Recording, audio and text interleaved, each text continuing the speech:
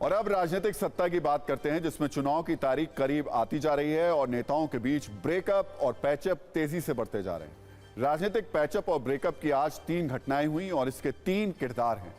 आज दिन भर यही 3 चेहरे मीडिया चैनल्स और सोशल मीडिया पर छाए रहे और पॉलिटिकली ट्रेंड भी हुए और तीनों घटनाओं का संबंध बीजेपी से है। राजनीतिक रूप से आज की सबसे बड़ी घटना दिल्ली में गृहमंत्री अमित शाह और राज ठाकरे की मुलाकात रही। माना जा रहा है कि राज ठाकरे एनडीए में एंट्री करने वाले हैं। राज ठाकरे की एंट्री से क्या बदलने वाला है, आपको ये विस्तार से समझाएंगे। दूसरी घटना बिहार की है, जिसमें पशुपति पारस ने मोदी सरकार से खुद एग्जिट कर लिया, कैबिनेट मंत्री पद से इस्तीफा दे दिया।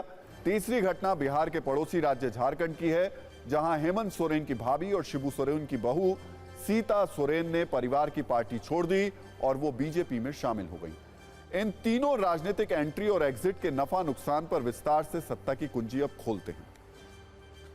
पहले बात करते हैं राज ठाकरे की। कल महाराष्ट्र नवनिर्माण सेना यानी एमएनएस चीफ राज ठाकरे दिल्ली पहुंचे थे।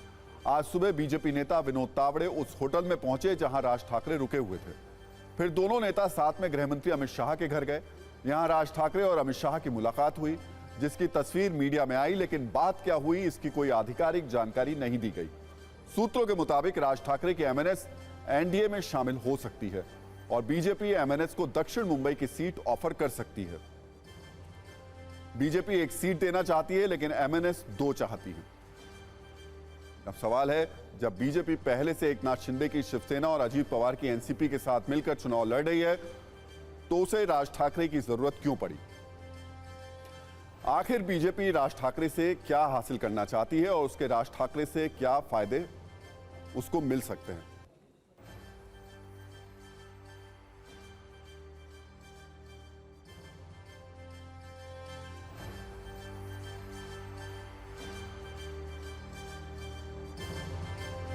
दरअसल मराठी मानुस वोट उद्धव ठाकरे की ताकत है।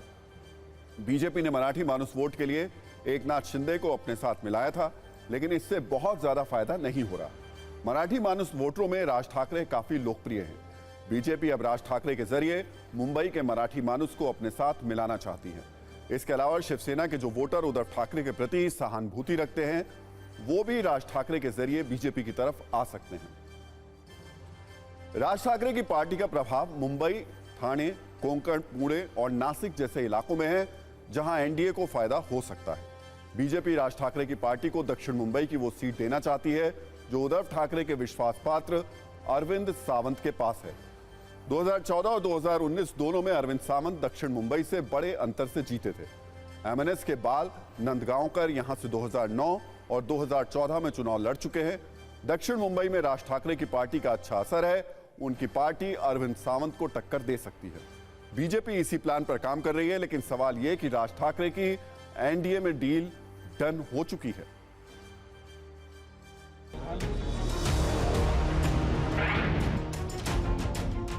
राज ठाकरे साहेबांना मी विनंती करतो की आज लोकांना लढणारी लोक पाहिजे। आज जो कोणी महाराष्ट्र धर्मासाठी, महाराष्ट्राच्या हितासाठी सामान्य लोकांच्या वतीने ह्या महाशक्तीच्या विरोधात जो लढेल, तो लोकांच्या मनामध्ये बसणार आहे। त्यामुळे आज लढाईची परिस्थिती असताना भाजप बरोबर न जाता आपण एकत्रित येऊन लढलं। के नेतृत्व में जो भी देश को आगे ले जाना चाहता है उनका स्वागत है, वो राज ठाकरे हो या बाकी दल हो। हाँ, उनके आने से गठबंधन मजबूत जरूर होगा। त्यामुळे जितके जास्त लोक संविधानासाठी, सत्यासाठी, बेरोजगारी, महागाई आणि भ्रष्टाचाराच्या विरोधात जी लढाई ही इंडिया आघाडी करते, तो अर्थातच आघाडीमध्ये ज्याला जो जो इच्छुक असेल त्याचा मान सन्मानच होईल। आप सत्ता में जरूर हैं, पर सिर्फ सत्ता का भोग ले रहे हैं, जनता के लिए कोई काम नहीं कर रहे हैं। तो उनको लगा कि चलिए अब एक ठाकरे परिवार के पार्टी को ले लेते हैं, ठाकरे सरनेम भी ले लेते हैं और कोशिश करते हैं जनता के बीच में जाएंगे। तो इससे भी कुछ फायदा होने वाला नहीं है। सर तुम्ही पण आम्हाला या म्हणा।